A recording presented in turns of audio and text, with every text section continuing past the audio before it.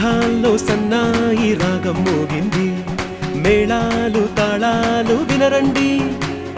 సిరికి శ్రీహరికి కళ్యాణం కానుంది, శ్రీరస్తు శుభమస్తు అనరండి. అచ్చతలు గంటో పెళ్లికి అర్థం చెప్పారంటూ, మెచ్చదగు ముచ్చట ఇది అని సాక్ష్యం చెబుతామంటూ, జనులంతా జై కొట్టేలా జరిపిస్తామండి. అందాల కుందన